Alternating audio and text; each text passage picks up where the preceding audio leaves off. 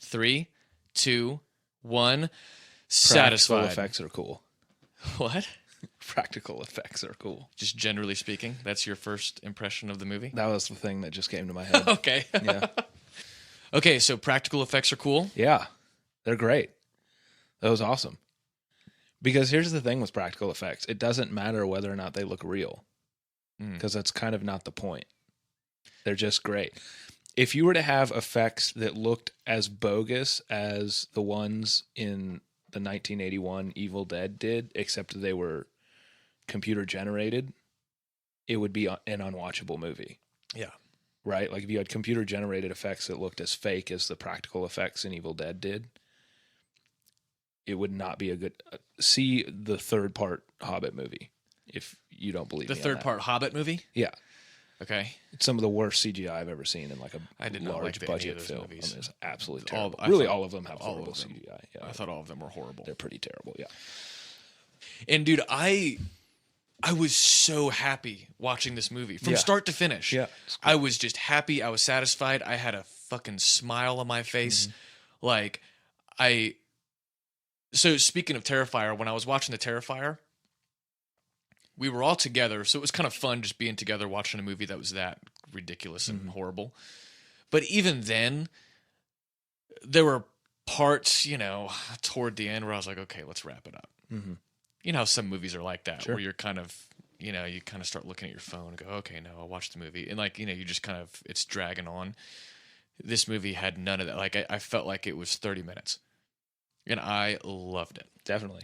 And compared to a lot of other horror movies that I guess follow this trope of a group of teenagers, you don't have any of the background bullshit that goes on. You don't know anything about any of the characters. No. They just pull up to a cabin and then the fucking movie starts, which is great because I don't give a shit about these idiot characters.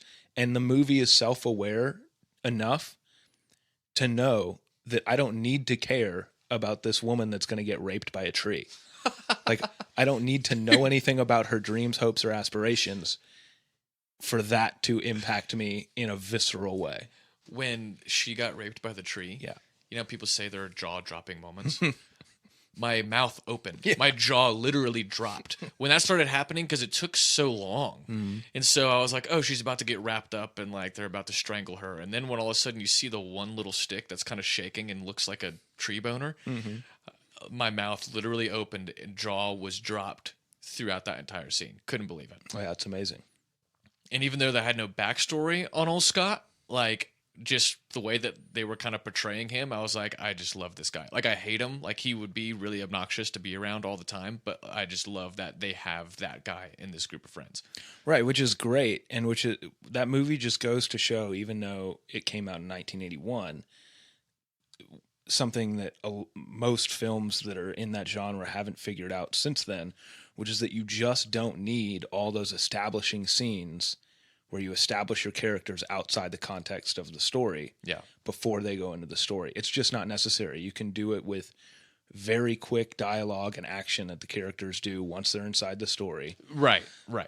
Like the scene that you're describing. I mean, that shit tells you who that guy is. You've Exactly. met those people. You know what they were like in school. You know how old he is. You know who this guy is. Now, you have been a fan of this movie for a long time, Yes. correct? So this is my first time ever seeing it. Congratulations. Thank you. I'm glad. I feel, and so I hope that anyone listening would this is my genuine reaction from having just watched this movie, and I am just like over the moon, excited, so happy. Like, it made me feel good. Yeah. It's a feel-good movie. So now when which is a hilarious way to describe it, but it literally really is a feel-good movie. Yeah. Like, it, now when I hear people say campy horror, I now go, okay. Like, I feel like I've redefined what that's supposed to be. Correct. They did such a good, and what's funny too, when I was looking at some of the reactions to this movie and what some people think about it, how some people are like, think that it's like funny because of how bad it is. I literally think that this is just a good movie. Yeah. Like, I don't have this like, oh, I think it's good because of how ridiculous it is, or I think it's good because, oh, ha ha ha, you see that silly, effects of the, whatever fucking grits that are coming out of the zombies' bodies and whatever. Like, I actually think this is a good movie. Everything they did, I think, was perfect. The way that they. And rewatching it now, I was almost surprised by how well, at least in my mind, it had held up. Not just over time, but I guess for me personally, as I've seen more and more and more movies, it just really does. It's really good. Like the acting is honestly as good as you could want for a movie like that. Like, no one's getting an Oscar nod, but right, as for that type of movie, I mean, it's great. Like, it didn't distract me for how bad it is. Like, and I guess to compare the original to the second one, a thing that happens in the second one is in the sequel or the remake? No, the remake. Okay. Yeah, so 2013 Evil Dead. So I guess what they were looking at with the first film is you have the girl who gets creeped out originally, and then gets raped by a tree. Mm-hmm. And then she comes back. And I think in the remake, they were like, we want a reason for the people here to not believe her, mm-hmm. or to think that she's losing it or whatever. And so in the remake, she's drug addicted. And the reason that they're out in this cabin is because she's going to detox. And so she's giving up the drugs. Like, the first scene is her. Yeah, it's terrible. The first scene is her like dumping her drugs down a well, and there's like a nurse there or whatever. Yeah, no. One of the characters is Get out of here. It's stupid. It's entirely superfluous. I have no idea but I guess comparing the first one to that, you can just see, which is funny that one came second, because you could watch the first one and go, oh, it's just not necessary. Like, why would you add that? Yeah. It doesn't really do anything for it. I think what they try to do is they're trying to have this payoff between her character in the second film and her brother's character in the second film, who's like the Ash. Yeah, that's right. I forgot they were siblings, but yeah. Right, for this to be like some emotional thing when he has to kill her or whatever. Which is silly, because in the original, she already seemed kind of unbelievable, because she just came back cut up and said they won't let us leave. Right. Like, what? Like, what are you saying, dude? Exactly. Which is the thing that... You don't need to add depth to killing your sister. No. Right. Right. In the first movie, I understood that better than the second one. Now, there were things that I like about the second one, but just to talk about the very quick things that the first one did really well, that you alluded to, one, the dialogue and establishing characters. Like, there's a moment prior to that character having that experience where another character he says something to the effect of like, come on, everybody knows she's crazy. And it's like, oh, okay, they think she's crazy. Yeah. That's fine. She's the weird girl. I get it. Yeah. So they're not going to believe her. That's no that's need all to you need. Yes, correct. And then you're right. If you go, like, picture that you're in a cabin in the woods with your friends. One of you, I don't care if you think they're weird or not, goes away for a period of time outside, comes back, cut up, and says that the woods did this to her. Mm-hmm. You are not going to believe that. I did have that thought where I wonder if whoever wrote this just like had a bad fifth wheel experience, and maybe that's just like somehow just a manifestation of when they were on that trip, they were like, God, somebody should fuck her. Everyone's like a fucking getting tree or something. Yeah, everyone's getting laid except for that one person. Just went, fuck this. I wish everybody died, and they made a movie about it. Yeah. This movie to me isn't scary. I know, I wasn't that scared. Right, it's not a frightening film. No. I wouldn't call it I guess probably when it came out, it was definitely considered a horror movie, I would assume. Because if you think about 1981... There were some creepy moments. There were some moments that were kind of like, sure. like when she's laughing on the ground and like singing, and like there was some, but anyways. I think for the time that it came out, it was probably one of the most, if not the most violent or gory, maybe specifically, movies that had come out, at least that was popular. Because this movie was received pretty well. Was it really? Critically, yeah. Interesting. And it's kind of stood up. It stayed pretty well received. Yeah, critically. it's got like a 95% on Rotten Tomatoes or something. Yeah. If the goal of this movie was purely to be scary, I think it would have made different decisions and done different things that would have made all of those tropes seem cheesy. Mm-hmm. But because I don't think that was actually the intent of the movie, maybe more thrilling, maybe murder porn, honestly. I mean, Yeah. it really is 1981 murder porn. Like it's just fucked up and Yeah. but in like like in my opinion, really like creative ways. I also liked, you had mentioned this in another one that we did about when you see a villain a lot, how it desensitizes you to it. And you never really see what this is. No. You just see the manifestation. You see the effects of it. Yes. Which is great. Fucking awesome. Yeah, there doesn't have to be some, oh, it turns out it's this evil witch in the fucking woods and there's a totem and let's go find it. Like, none of that bullshit. There's no backstory to it. I guess there sort of is, but not really. The only backstory you get is that tape recording of someone else who had experienced it. Right. And I even loved how they did that because I kept thinking throughout the movie how there was that part in the tape when it's like, it seems to be that the only way you can get rid of this thing is by full dismemberment and taking off all the limbs. And that's the only time you ever actually see any of the evil dead like die.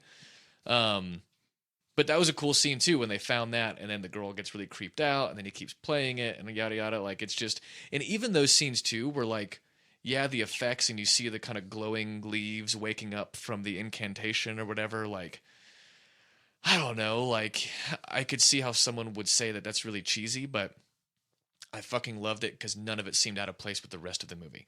Well, I think that's part of the beauty of practical special effects is that your suspension of disbelief is lowered and you're not as critical of them just because you know that they're practical. But it's not necessarily a conscious thing that you're doing. You're going, okay, I know this movie came out in 1981. I know the effects aren't going to be as good. Brain, don't shit on this movie. Like you're not doing that. It just happens naturally. It's the same reason that you can have that watching a play with a fight scene, like a live play with a fight scene, doesn't take you out of the moment and you go, oh, this is stupid. Like this your suspension of just like it just works for that medium. So I think the same thing holds when you use practical effects. You don't require as much perfection just purely because of the medium that they're using to convey what they're trying to put on the screen.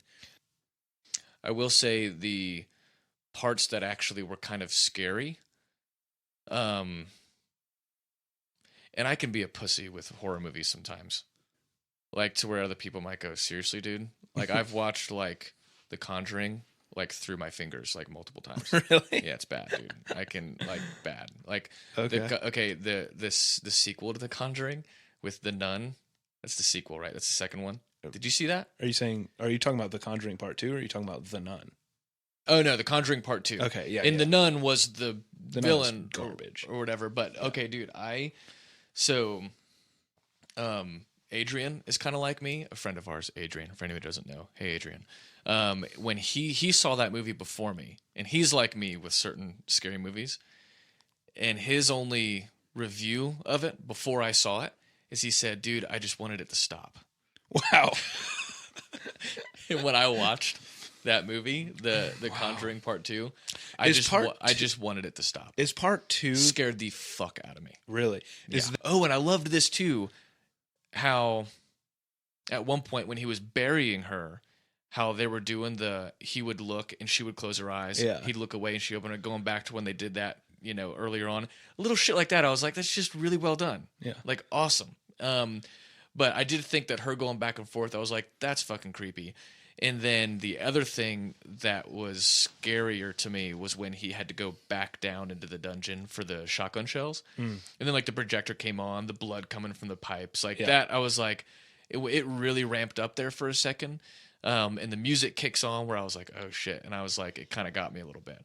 But I was never, for someone who's easily scared, this didn't, I just had more fun watching it. Yeah, no, it's a purely entertaining movie for me. Yeah. Like there's not a whole lot else I could use to describe it because it's not scary. It's not really even thrilling. Like it's just pure entertainment, and it's great. It does it really well. Dude, if I watched Scooby-Doo too late, I had to like sleep with my mom. I thought you were going to say now. I was going to tell you really need to get a therapist. Yeah, no. If it's that big of a problem. Well, I haven't watched Scooby-Doo since because of how scary it was. Right, for sure. That's amazing. Yeah. No, I have always been a pretty easy scare. Wizard of Oz fucked me up. Dude. What? Fucked me The Wizard of up, Oz? bro. And not like the monkey scene like a lot of people think. I mean, that was creepy, but just the witch, dude. Demonic shit usually scares me a lot more than like slasher shit will. I mean, there's the jump scare Which is stuff. funny because a slasher film type thing could happen to you. Well, and that's what everybody always says is like they say like a movie like The Strangers or something where they're like, oh no, because that could actually happen. And I don't know. And this is probably like a false sense of confidence or something, or maybe like misplaced. I don't fucking know. But it's hard for me to get behind the fact where I'm like, oh yeah, but I own weapons. Yeah. A lot of them. Yeah. So many of these movies don't apply to people with firearms. Yeah. I just, so I think the fact that I would have a fighting chance, even if they still killed me. And yes, that is scary to go, fuck, the house is being surrounded by strangers and like they're coming after me. Like that's scary, but that doesn't scare me watching it.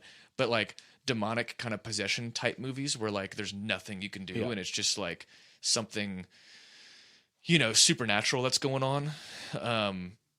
Literally why I watched The Conjuring through my fingers is because I was so scared. Now, one of the things that I actually like about Evil Dead is that, and a lot of horror movies borrow this thing, is that the characters have to do something that brings what happens on them, even though it might be, at least in light of the consequences of their actions, an entirely innocuous thing. So, for instance, snooping around in the basement and playing a tape. Like, that seems like something that any curious person might do. Sure. But they had to do something to make it happen, which I like. Because when it really is arbitrary, like in the haunting movies where the kid just happens to be the kid that got I'm like, it takes something out of it for me. It doesn't mean I don't enjoy those movies. If, I enjoyed The Conjuring Part 2, but yeah, I do like the idea that you have to do something, even if it's completely I already said innocuous, but okay. Yeah, I think it's a movie you could watch to understand why a lot of the tropes exist in horror movies. Yeah. Because I think in this movie, they're done well. Yes, very well. Yeah.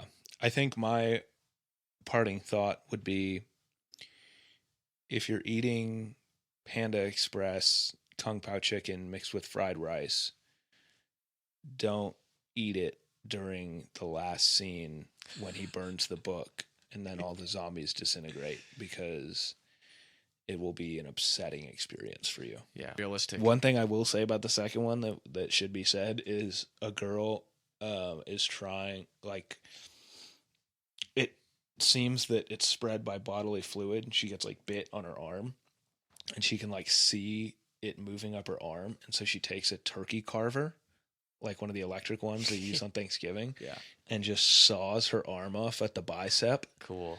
Yeah. And the whole time, and you just like watch it happen. It's disgusting. And the whole time, the original infected, the one that's in the dungeon, his sister or whatever, is screaming like, "No, don't do it. Don't cut it off, bitch." Like, no way. Oh, that's so awesome. that part is fucking sick. Okay. In the remake, but yeah, you should see both of them. They're amazing. They're great. And then we'll do the Evil Dead 2 at some point. That'll be coming somewhere we'll down the road. Yeah, I feel like we kind of have to. Sure. Cool. That's all we got. Love you guys. Love you, Gabe.